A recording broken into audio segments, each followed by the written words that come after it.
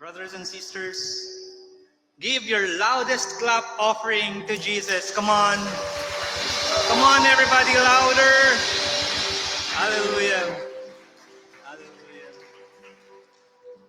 Brothers and sisters, I like to bring out your novena to God's love.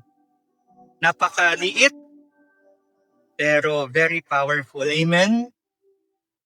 May I ask for all of us here who have seen how powerful and how God has shown His love, His mercy through the miracles He has done in our lives. Taas po ang kamay yung pong mga kasama natin dito na nagsulat at binigay na sa kanila yung kanilang heart's desire. Taas po ang kamay. Meron po ba? Oh, ang dami. Ayan. Sa mga hindi po nagtaas, alam po natin na ang Diyos, hindi po yan bingi. Amen? Ang ating Panginoon, alam niya kung kailan at kung ano ang tama para sa ating lahat. So all together, brothers and sisters, as one family, let's raise the novena to God's love as we pray in the name of the Father, and of the Son, and of the Holy Spirit. Amen. Today, I receive all of God's love for me. Today, I open myself to the unbounded, limitless, overflowing abundance of God's universe. Today, I open myself to God's blessings, healings, and miracles. Today, I open myself to God's word so that I become more like Jesus every day. Today, I claim that I'm God's beloved, I am God's servant, I am God's powerful champion, and because I am blessed, I am blessing the world in Jesus' name. In Jesus' name, amen. Let's honor the word of God.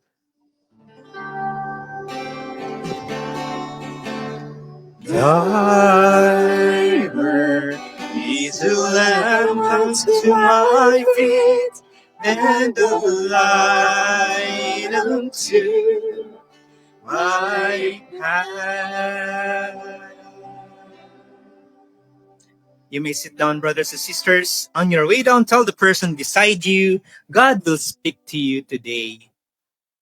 Ayan. Thank you so much sa ating music ministry kay Sistine, sa ating dance ministry, at the same time / youth ministry, no, na sumasayaw kanina. Ayan. Brothers and sisters, we are doing our feast break today. No, this is a continuation of what we have been going through, discussing the past 4 weeks. More than enough. And a couple of weeks ago, actually, brothers and sisters, nag-attend kami noong retreat. First time kong umattend kasama ang aking sister wife, retreat ng Mega Manila Builders. And during that retreat, napakaganda talaga. And I was hoping that yung mga topics, yung mga diniscuss doon, we will be able to share with you. No? So we're asking for some of the material so that we can also share what we have learned, the blessings, the message that we have heard during the retreat. And nung nagre-retreat na kami, nag-announce. Sabing ganon. Yung pong may makikita kayong mga boxes of books outside. Makikita po niyo doon, mga libro ni Brother Bo yun. Ano? Nung tiningnan namin, ang dami talaga, more than 10 boxes, punong-puno bawat isang box. At ang sabi sa amin, out of Brother Bo's generosity, pwede kayong kumuha ng libro doon. Tapos ang sabing ganon, isa lang ba? No. Kuha kayo ng tingin ninyo, kakailanganin ng ministry ninyo, kakailanganin ng feast ninyo. So that's why, brothers and sisters, ang paglabas namin, no? Talagang, ito maganda to. Lahat ng mga builders, imagine nyo yun, ano? Yung iba doon, years na silang nakasama ni Brother Bo, pero kasama namin, kumukuha talaga ng libro. And in the end, meron po kami diyang dala na isang bayong ng libro at yun naman po ang gusto naming i-share. Yun po yung gusto namin na siguro pagka na-i-display na po yun sa labas, yung pong ating mga kasamahan, our servants, our members, if you feel that yung isa po sa mga librong yun speaks to you, then by all means, pwede niyo po siyang hiramin. Pwede niyo pong iuwi sa bahay ninyo, basahin ninyo, i-share ninyo, ibalik niyo rin po dito kasi baka meron namang ibang mga kasama tayo dito na gustong mabasa yung libro, no? Ganyan po ka-generous yung ating founder, the big boss himself, Brother Bo, no? And you know what? Nakakuha na kaming lahat. Ang dami pa rin natirang libro. Ganun kadami. Tapos ang kagandahan doon, habang tumiting kami ng mga libro, talagang alam namin na binasa siya ni Brother Bo. You know why? Kasi doon sa loob, makikita mo yung mga scribbles, yung mga sinulatan ni Brother Bo, binilugan niya, nilagyan niya ng mga highlight, no? Nilagyan ng highlighter. Talagang, and then, to me, para sa akin, pagkahawak ko yung libro, feeling ko I am also Brother Bo, reading the same book, getting the same message, no? Makikita mo doon, ito yung kanyang mga thought process. Kung ano yung binilugan niya, makaka-relate kayo. And I am hoping and I am praying that yung pong makakakuha ng mga ganong klaseng libro will also appreciate paano ba yung takbo ng isip at utak ng isang Brother Bo, no? And hopefully in the future ng isang Brother Alex na rin. What I'm trying to say here, brothers and sisters, it's a radical generosity. He could have just decided to keep those books for himself. Amen? But yet, he decided na i-share yun para sa mga members ng Light of Jesus family of our community. And in the same manner, I'm also asking siguro, let it be a start of something beautiful. Kung meron din kayong mga hindi nagagamit na libro, di ba? And maybe hindi lang libro, kung ano man yung tingin ninyo kulang sa ating facilities dito, maybe libro para sa mga bata, laruan para sa mga bata, or kung ano man, and you feel it in your heart to really practice radical generosity, then by all means, I encourage you, brothers and sisters, to share. Just as our founder, si Brother Bo, also shared. And alam naman natin si Brother Bo, hindi lang naman libro yung kanyang shinare, even his financial means, no? Marami siyang mga mercy ministries, mga events. Alam po natin, ang karamihan din doon, talagang out of the goodness of his heart, from his own pocket talaga, nag-share siya, nagbibigay siya, at siya mismo yung gumagastos. Amen? Because brothers and sisters, the reason why, again, I'm sharing this is as we do our breakfast today, we are going to continuously talk about love and radical generosity. Yan. Love and radical generosity, yan nga po yung ating title for today, A Call to Serve One Another. And the big message for you today is this. Are you ready? Say amen. Amen. Amen. The big message is this. Live a life of love and radical generosity. Tapikin mo ang iyong katabi. Sabihin mo sa kanya, live a life of radical love and radical generosity. Ayan, tapikin mo siya, live a life of love and radical generosity. Live a life of love and radical generosity. Mabuhay ka, kapatid. Amen. Yes. Why? Why are we saying this? Very simple. Because at the very heart of our faith is love and radical generosity. Love? What is love? Love is the foundation of our relationship with God and one another. Amen? Kanina naririnig ko si Father, no? Magpatawad ka, maging pasensyoso ka, maging mapagbigay ka. Alam niyo, brothers and sisters, pagkasusumahin mo yung sinasabi ni Father kanina, it all boils down to what? Love. Pagmamahal. So babalik natin, ano ba yung sinasabi ni Father kanina? Magpatawad ka, maging pasensyoso ka. So hindi lang pagmamahal yun. Ano po ba yung mga yon? Those are what? Action words. Actions. Why? When love is put into action, it manifests itself in service, in self-sacrifice, and what? Radical generosity. Amen? Pag ang iyong pagmamahal nakita sa iyong galaw, sa iyong mga action, yun. No? So that's why magkatabi, palaging magkasama ang love and radical generosity. And the world, brothers and sisters, all around us, if we look in this world, no? The world teaches us to prioritize self-preservation. Ba, ako muna. Mine muna, mine, akin yan. Kailangan, ako munang mauna. Ganyan ang tinuturo sa atin ng mundo. Tama po ba? Tinuturo sa atin na dapat maging successful tayo. Wala namang masama. Pero minsan na nang nagiging masama doon, if we are able to achieve that success through some, what? Negative means. Mga paraan na hindi tama. So success. The world teaches us to accumulate.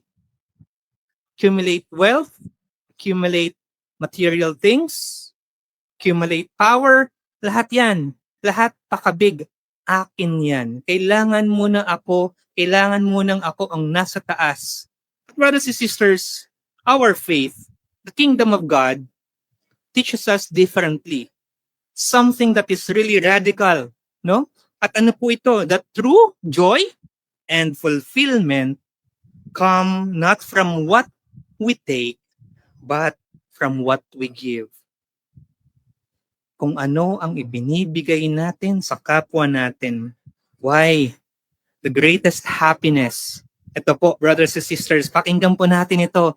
The greatest happiness is seeing others happy because of our love and generosity. Doon mo makikita, doon mo masusukat ang tunay na kaligayahan dito sa mundo. Nagtatagalog po tayo, ginagaya ko si Father kanina kasi sabi niya, di ba, kung English, dapat dollar.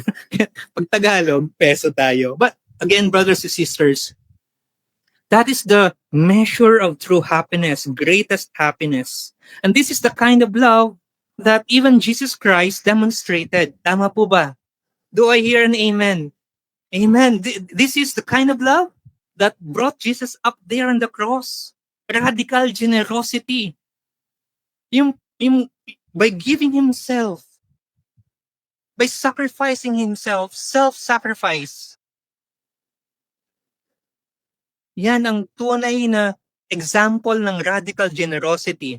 And this is the love we are called to live out daily.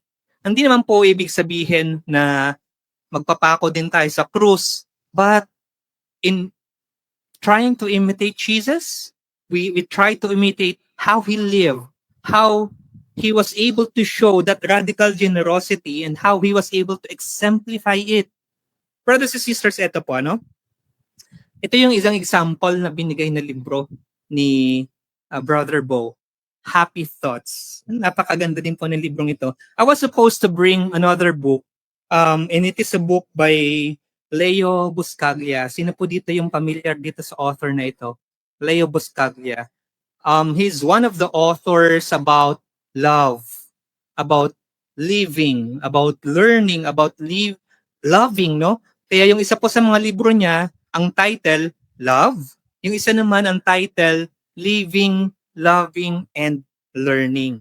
Ayan. And let me just share with you one statement, no, doon sa kanyang libro na Living, Loving, and Learning that speaks extensively about love as an action. Kasi kailangan natin na sa ating mga galaw, sa ating mga ginagawa, mapapakita natin yung pagmamahal. And it is not just an emotion. He believed that love is something that we must continually practice. Kailangan, no? Araw-araw, nagagawa natin, napapakita natin. We nurture that love, and most especially, we give it away freely. Ito po yung nakasulat.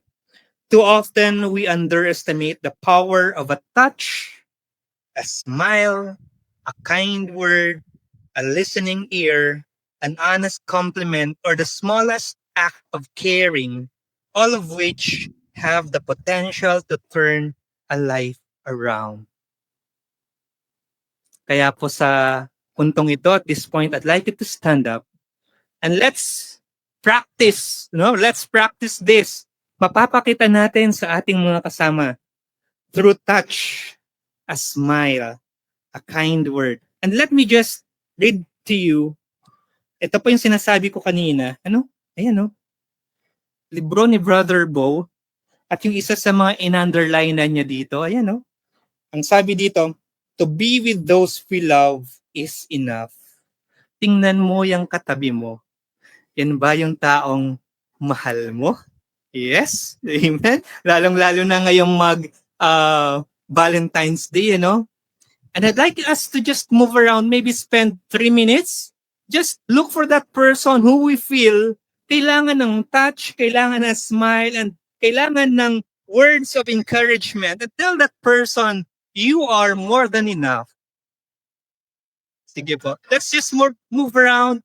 Hug one person, hug another person, tell that person, smile to that person. You are more than enough. You are more than enough.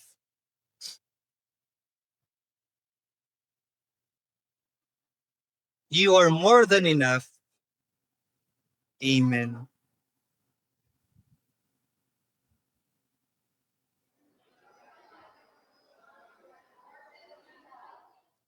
You are more than enough.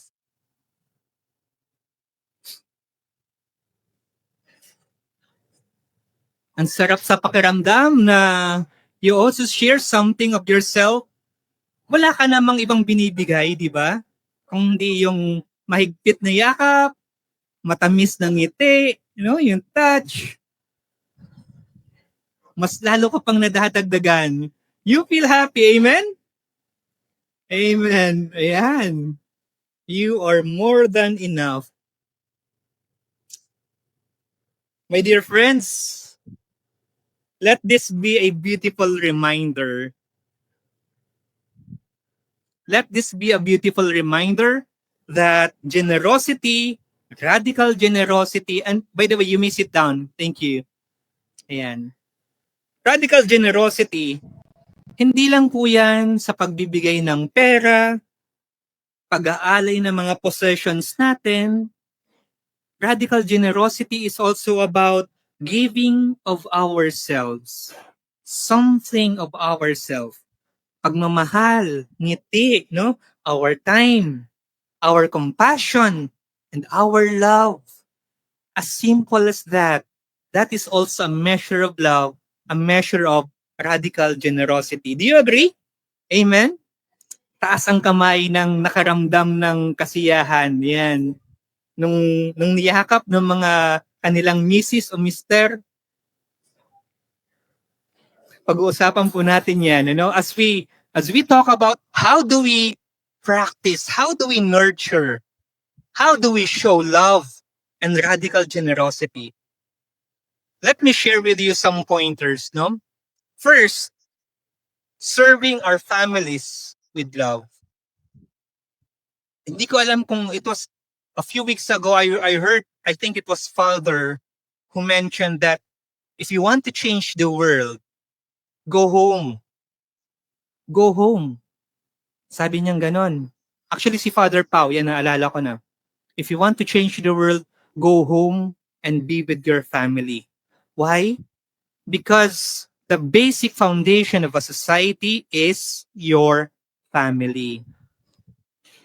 Kung kasama mo ang iyong mga mahal sa buhay, asawa, mga anak, pinapakita mo sa kanila kung sino si Kristo dapat sa buhay nila, then you're able to change your family, how they think, and it also changes the whole society. Amen? Kaya sinasabi nga, ang demonyo raw, ang unang-una niyang inaatake ay ang pamilya. Amen? Kasi pag nasira niya ang pamilya, masisira niya ang buong society. So if you want to be a change agent, be with your family, Our first calling to love and serve starts in our home, sa mga pamilya po natin. And it is easy to take our family for granted. Totoo po ba? Totoo po ba? Sino dito yung nakaka-experience na, ay, may meeting ako dito, kailangan ko dito sa homeowners. Minsan sa church pa sinasabi, anak, sorry hindi kita mapagbibigyan kasi may meeting ako dito. But sometimes we have to take a hard look. Ano nga ba yung priority natin? Ano yung dapat nating unahin? Because it is easy again to take our family for granted. Because we are assuming pag uwi natin, nandun pa rin naman sila. Kasama pa rin naman natin sila. It is always easy to think that when we get home, they will be there. But brothers and sisters, my friends, love requires what we call intentionality. Ulitin po natin yung word na yan. Intentionality. Sige po, sabihin po natin, intentionality. Intentionality. Intentional, ano? So, sa husbands and wives, be intentional with your love for one another. Tingnan po sa katabi kung kasama mo ang iyong asawa, sabihin sa kanya, magiging intentional na ako sa iyo. Parents and children, yan. Tingin sa iyong mga magulang at anak, sabihin sa kanya, magiging intentional na ako sa iyo.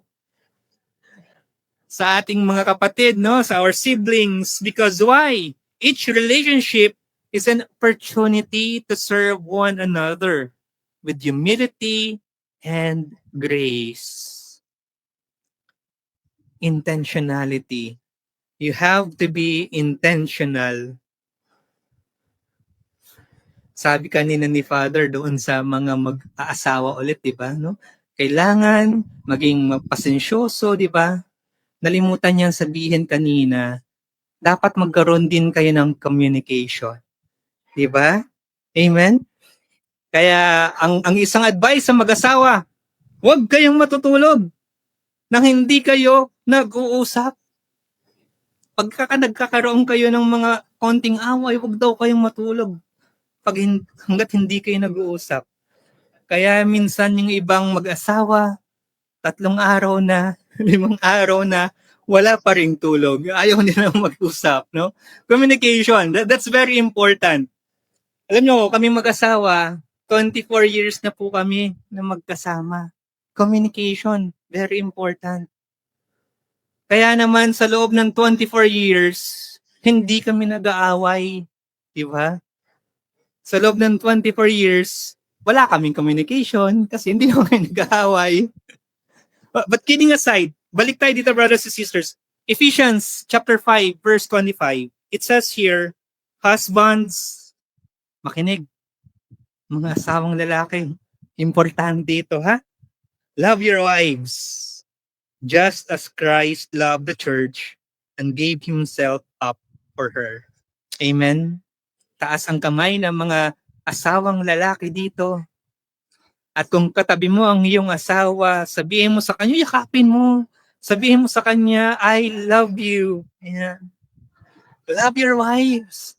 Katulad ng naging pagmamahal ni Jesus sa simbahan. The love that Jesus Christ showed was sacrificial, not self-seeking. Ito po, walang halong biro. Kaya po sa ating mga kalalakihan, sa mga husbands, kailangan po talaga habaan natin ang ating pasensya. Tayo ang unang mag-sorry kahit pa hindi tayo may kasalanan. Kailangan, no? Hindi naman dahil gusto nating lumaki yung ulo ng ating mga asawang babae. Pero that is how you show your love, your unconditional love sa iyong misis. Mahirap minsan gawin, madaling sabihin, but then again, brothers and sisters, that is self-sacrificial or self-sacrifice, not self-seeking. And imagine, brothers and sisters, if within the family, hindi lang sa mag-asawa, if within the family, ang bawat isa sa atin, yung mag-asawa, yung mga anak, they seek to outdo each other in service. Imagine niyo yun. Hindi na kailangang utusan yung anak, anak, maglinis ka ng bahay. O anak, maghugas ka ng pinggan. Yan, calling all our kids, our children. If you want to outdo in service your parents, hindi na kailangan utusan. Kayo na mismo ang gagawa. Why? Because yung mga magulang din natin, pagod din naman yan sa pagtatrabaho araw-araw. Di po ba? At yung mga magulang naman, of course, they work every day, they sacrifice every day para naman mapag-aral yung mga anak. Di po ba? Mabigyan ng baon, mabigyan ng maayos na pananamit, mabigyan ng bahay na matitirhan, and that is also service. If we outdo one another in service, homes would be places of peace, healing, and joy. Amen? Nung binabasa ko yung libro ni Leia, actually, high school pa lang ako, nabasa ko na yung libro niyang ito, Living, Loving, and Learning. And one secret actually, brothers and sisters, nung nililigawan ko yung aking sister wife, ito po yung unang librong binigay ko na regalo sa kanya. Living, Loving, and Learning. Kaya po, pagka makita ninyo dyan, basahin po ninyo, napakaganda. In this book, Leo shared a story about how his father taught him about love and generosity. No? Minsan umuwi yung kanyang tatay, wala na yung kanyang overcoat. It was winter, malamig sa labas. Pag uwi niya ng bahay, wala na yung kanyang overcoat, parang jacket yun na makapal. So nagtataka ngayon yung kanyang pamilya, nagtataka yung kanyang wife. And his mother asked him about it. At yung sagot lang ng kanyang tatay, ito yung sinabi niya, I met someone who needed it more. Just imagine. Okay lang na siya yung lamigin, pero ibinigay niya yung kanyang overcoat to someone hindi niya kilala. Nakita niya lang along the street. Maybe it's somebody who lives in the street. Naisip niya, ako may uuwian akong bahay. Mainit sa bahay namin. And that might be the reason why he gave his overcoat to that person. And that radical generosity left an impression on this writer, on this author, no, kay Leo, and taught him that giving, even when it hurts, is one of the purest expressions of love. Amen? Radical generosity within the family means giving your time, your attention, and resources freely. Wala kang hinihinging kapalit. And malalaman din naman natin later on, hindi lang man ito sa pamilya, but with everyone that we deal with, that we interact with. So ibig sabihin nito, sa mag-asawa, it means listening when your spouse needs comfort. Minsan lalo na yung ating mga asawang babae, minsan napapagod din yan sa bahay. Kailangan din ng makikinig sa kanya. Naalala ko kahapon, pagod din yung sister wife ko. Kasi yung aming kasambahay, wala sa bahay ngayon. Nagbakasyon sa kanilang probinsya. So umakyat siya sa kwarto, nandun ako, sabi niya ganun, masakit yung katawan niya, pagod siya dahil sa dami ng ginagawa sa bahay. Sabi ko, sige, mahiga ka, ima-massage kita. Ayan, sarap. Iniiwan ko siya sa kwarto na ang sarap ng kanyang tulog dahil sa masahe. So it's not just about doing that, brothers and sisters. Also being patient with your children. Di po ba? Being patient with children, showing honor and respect to your parents, it means forgiving quickly, serving without expectation of anything in return, and choosing to live and love even when it is hard. Let's go to the next point. Loving and serving our community. Yung ating pagmamahal, hindi lang yun sa ating pamilya, but it also should spread out to our community. It must extend into the community. Jesus calls each one of us to be what? Salt and light of this world. Amen? Dapat ganun tayo, bringing flavor, illumination to the world. Tayo ang nagbibigay ng buhay. That's why we are called the light of Jesus family, no? He teaches in Matthew chapter 25 verse 40, truly I tell you, whatever you did for one of the least of these brothers and sisters of mine, you did it for me. You did it for me. Kung ano ang iyong ginawa, ay ginawa mo rin sa akin. Doon sa libro ni Leo Buscaglia, may nagtanong sa kanya. Estudyante niya, sabing ganon, Prof, what if I love and give to others, but they don't love me back? Napakahirap na tanong yun. Ginawa mo na ang lahat, inisnab ka pa rin ng iyong asawa. Ginawa mo na ang lahat, ikaw pa rin ang masama, di ba? Nakaka-relate ko ba tayo doon? Gumawa ka na ng mabuti, pero in the end, ikaw pa rin yung lumalabas na masama. Alam niyo kung ano yung sagot ni Professor Leo? He just smiled and said, then you will have loved. And that is never wasted. Magmahal ka pa rin. Love anyway. But that is never wasted. Very clear. No? Very clear yung kanyang punto dito. Love is not transactional. Na pagka ikaw ay may binigay, dapat may babalik sa'yo. Na kapag ikaw ay tumulong sa iyong kapwa, dapat tulungan ka rin ng iyong kapwa.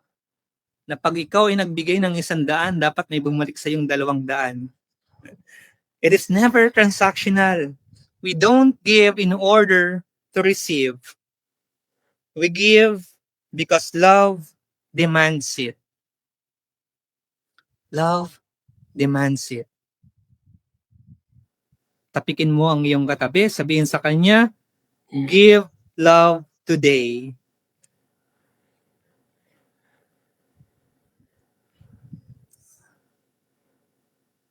Serving the community is an extension of Christ's love.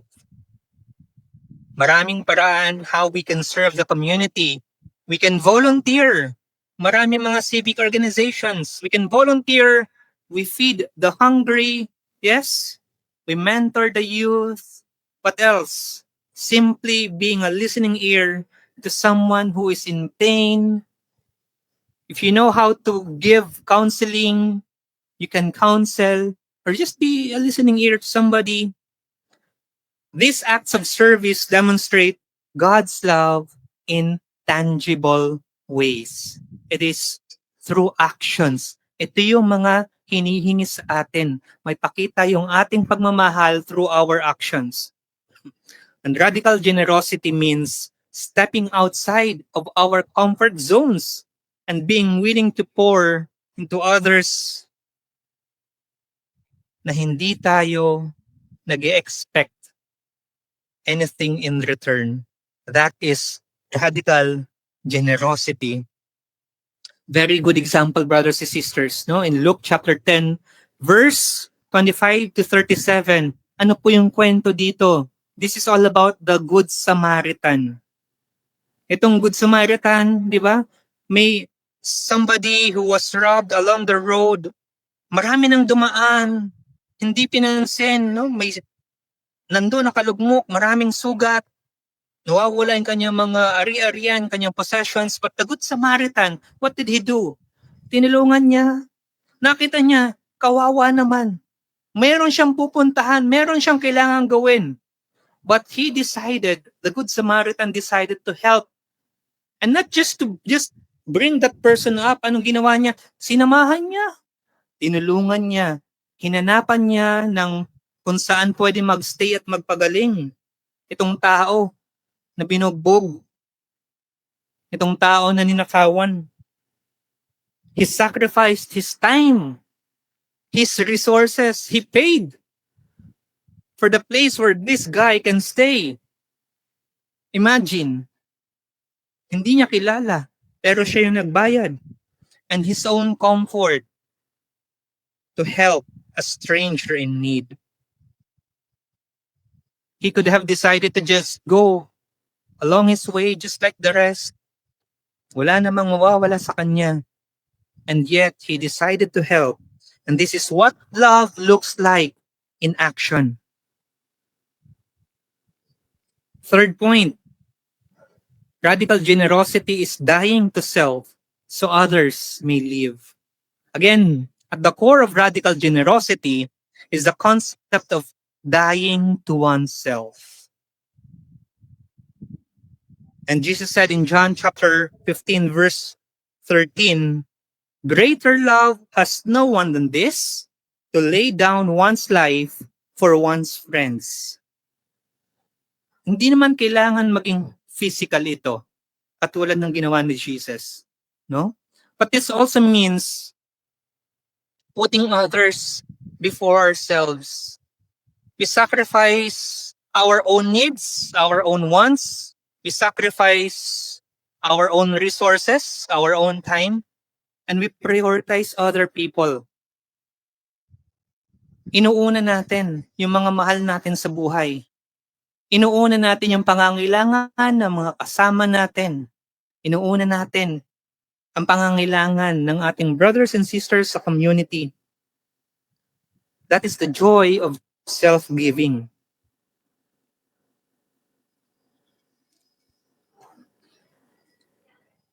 Kung kanina si Father nagbigay ng assignment. Ano ba yung binigay na assignment kanina ni Father?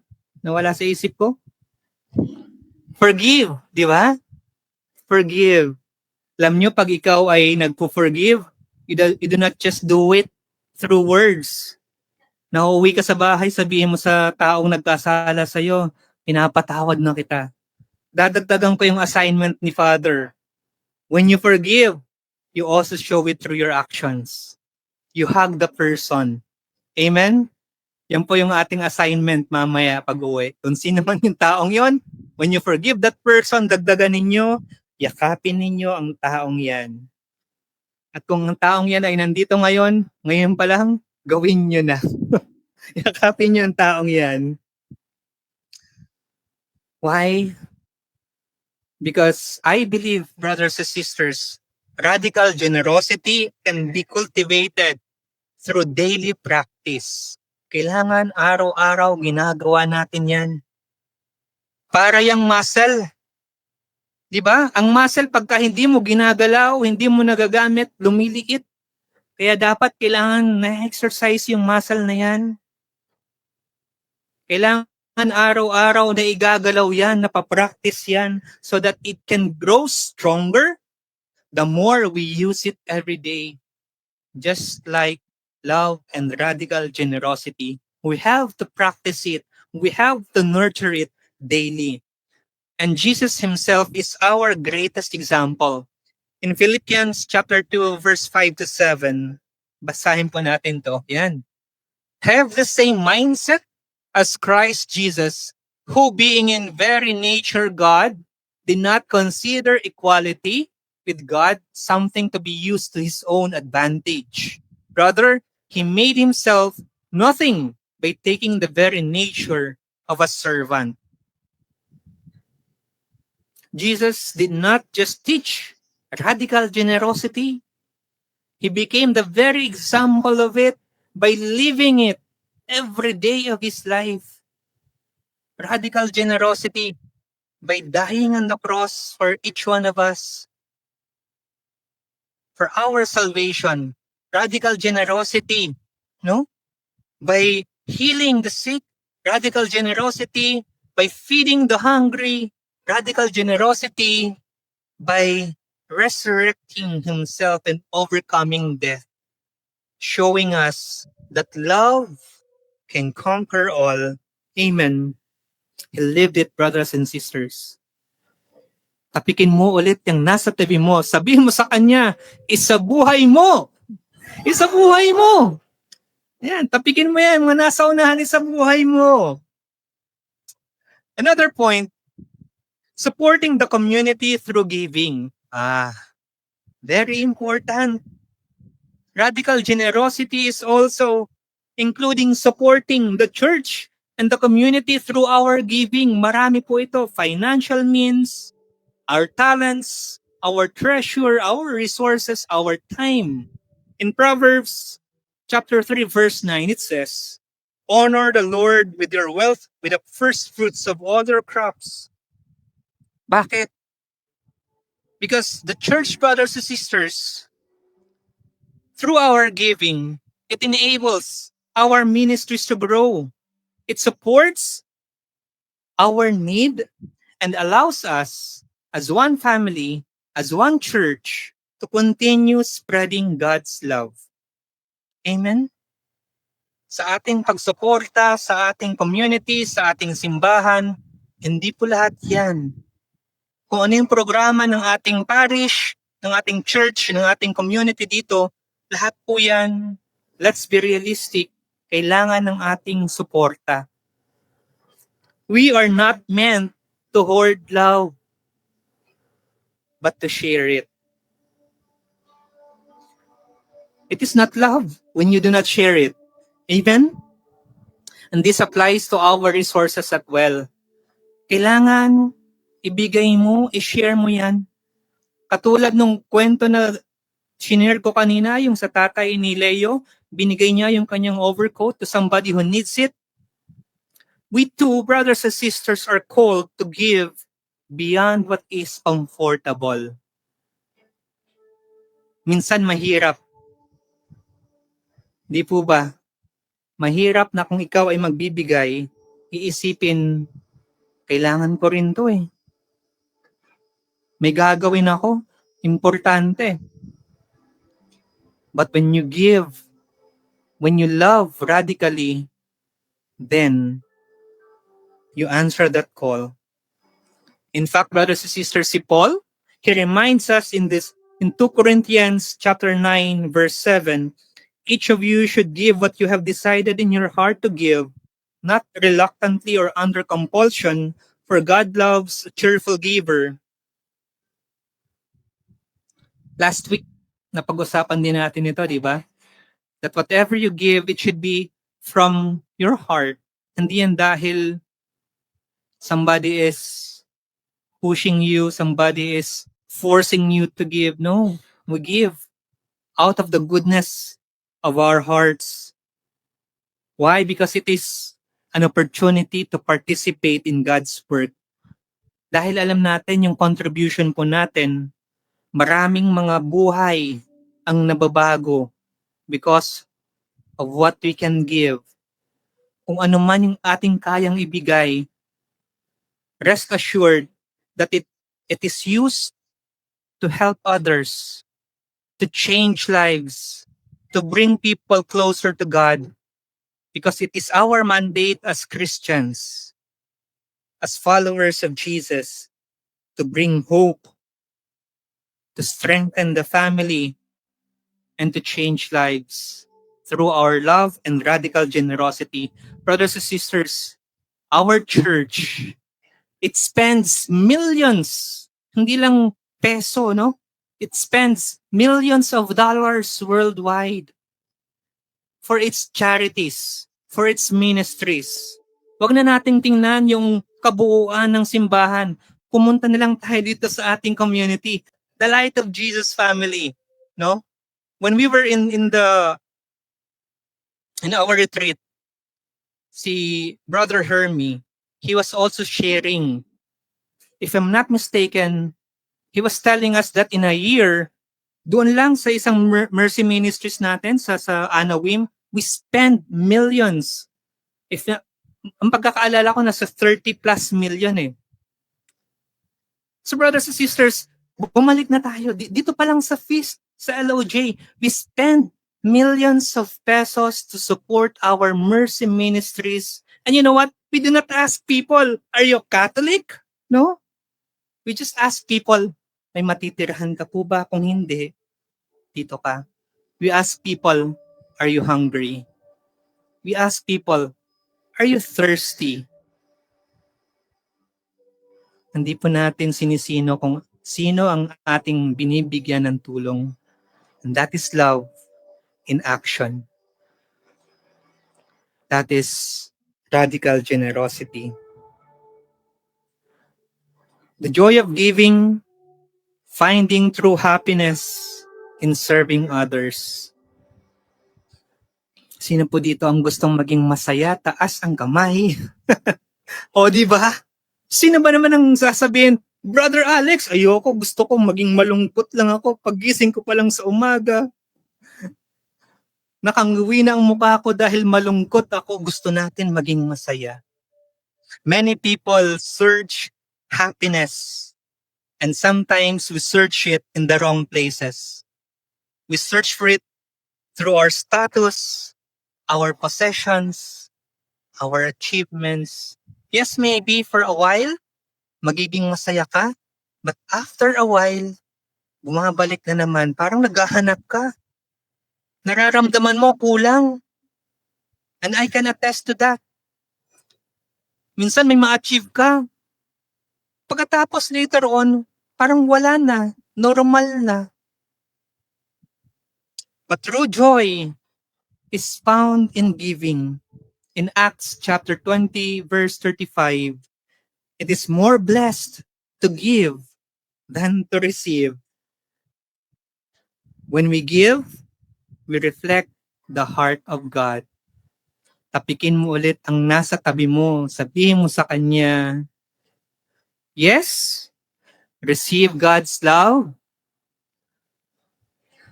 but give God's love. And when you do, brothers and sisters, you reflect the true nature of the heart of God. Nung nagtuturo ako nung college, bago lang akong graduate ko lang kasi ng college, at ang una kong naging trabaho, ang una kong naging profesyon ay magturo. So nandun pa yung passion, nandun pa yung zest. Kasama ko yung mga estudyante. Hindi lang sa pag-aaral, kasama ko na rin sila pag sila may problema, takbuhan ng kanilang problema. Kaya I decided also to become a teacher counselor during that time kasi nakita ko ang mga estudyante hindi lang namumroblema sa kanilang pag-aaral, they also have problems in their respective families, mga ganyan. And I was asked, sabing ganun sa akin, Alex, why are you so engrossed, no? Why are you so involved? Why are you so emotional when it comes to teaching? At ang sagot ko, the reason why I am involved is because I love what I do. How can I teach about love? How can I do that without passion?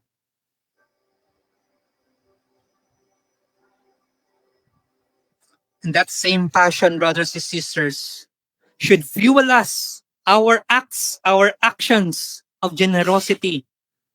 Dapat sa ating pagbibigay, buong buo, nandyan ang pagmamahal, ang ating puso, the joy of giving. Listen to this, the joy of giving, hindi yan sa kung maliit o malaki ang iyong binibigay. The joy of giving is found in the love with which it is given. Kung ang iyong binigay, kasama niya ng buong pagmamahal mo, then that is how love is measured. The joy is measured. So today, brothers and sisters, our call for each one of us here today is to give, to love, and give radically. And I challenge each one of us here today. I challenge all of you to live a life of love and radical generosity. Yun po yung ating big message. Tapikin mo ulit ang iyong katabi. Sabihin mo sa kanya, live a life of love and radical generosity. Live a life of love and radical generosity. Simulan po natin sa ating mga pamilya. Start in our homes with our wives, with our husbands, with our kids, with our siblings, with our parents. Start there in your home, no? Fill your family with joy and humility, and then you extend it. You bring it to your community, sa barangay ninyo, o kung saan man yun, sa street, sa bahay ninyo. Extend it in your community. Be a light wherever you are. Be a light when there is darkness. Be a light pagka pakiramdam mo, wala nang hope. Be that hope.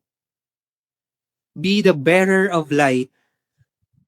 Support the church. Very important.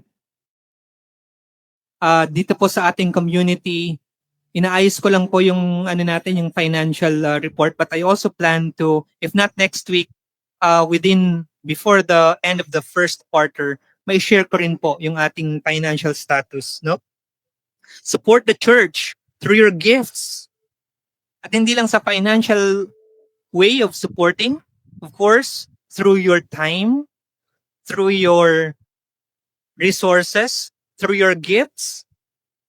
Marami po sa ating mga ministries dito nangangailangan ng additional help sa media and events, sa kids ministry, sa ating dance ministry, worship ministry, music ministry.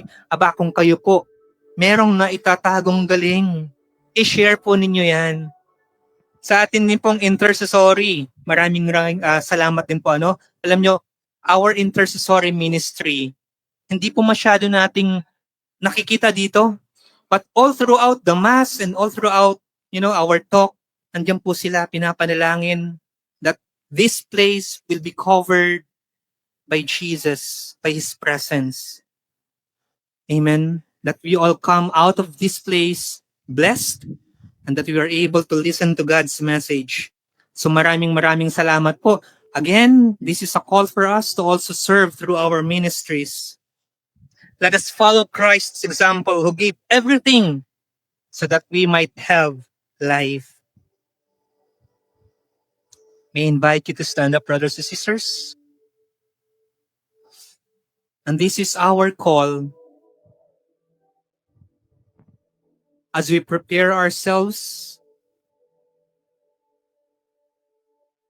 May we give freely, may we love deeply, and serve wholeheartedly, knowing that the greatest happiness is seeing others blessed because of our love. May God bless us as we seek to live out His love in action. At this point,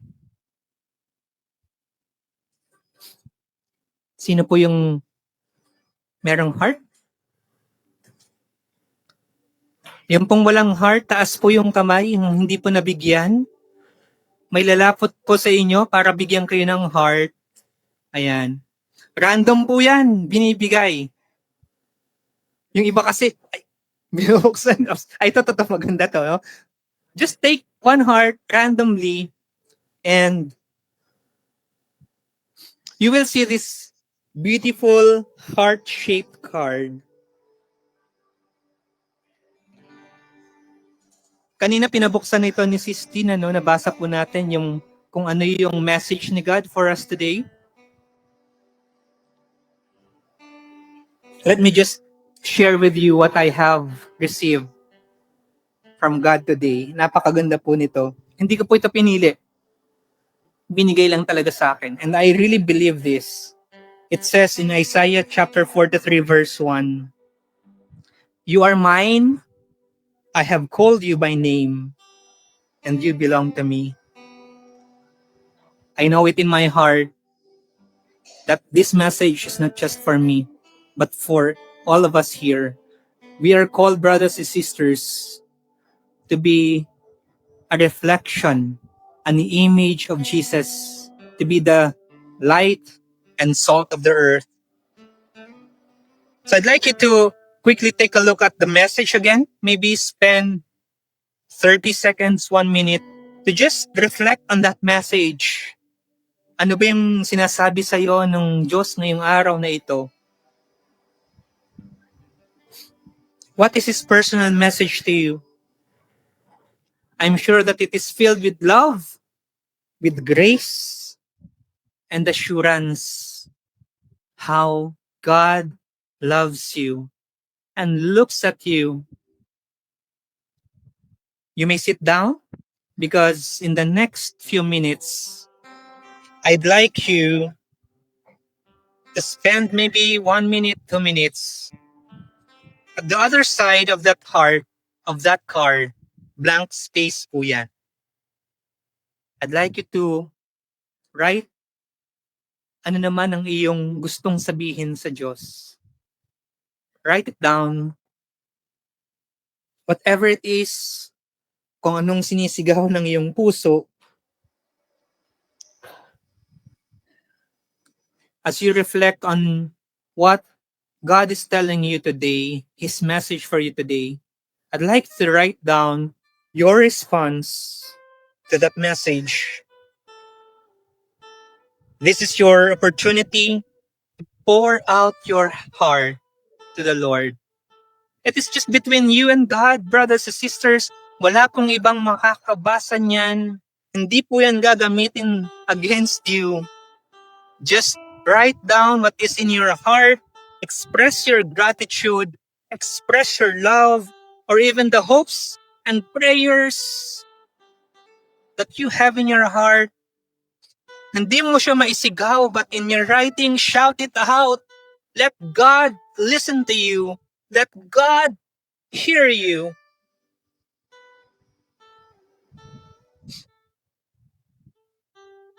Write the prayers that are really close to your heart. Open yourself up to God right now. Write it down.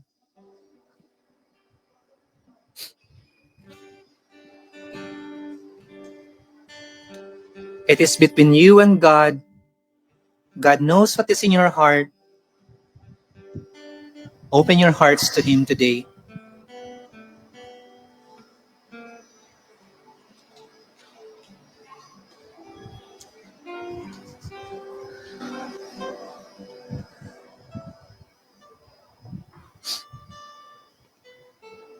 Maybe another 30 seconds.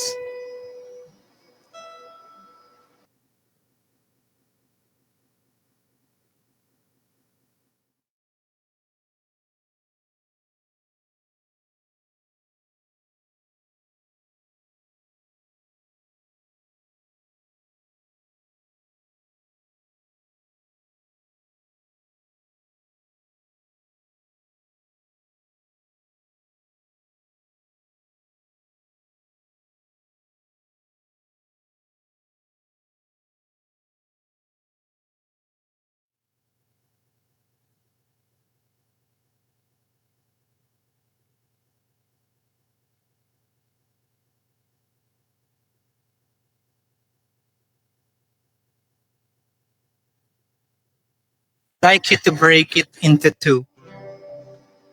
Punitin niyo po doon sa may bandang gitna. Ayan. You should already have two hearts at this time. Hahatiin po ninyo siya dyan sa gitnang yan. Amen? Yan po, dito po sa gitna, punitin niyo po yung maliit na nagdidikit sa kanilang dalawa. And that part where you have God's message, you can keep it.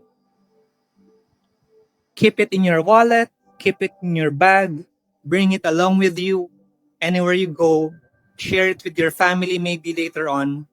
But the other one, ito pong isa, kung saan po ninyo sinulat, kung saan po kayo nagsulat, ang gagawin po natin dyan, after our talk, after we're done in our session for today, doon po sa labas, sa wall po doon, may makikita po kayo doon ng mga parang envelope, no? Yung sa isa po doon sa envelope doon, you can insert. Pwede niyo pong ilagay doon, you can insert yung pong, kung ano man po yung portion na sinulatan ninyo. And what we will do, brothers and sisters, is this. We'll collect all of these responses.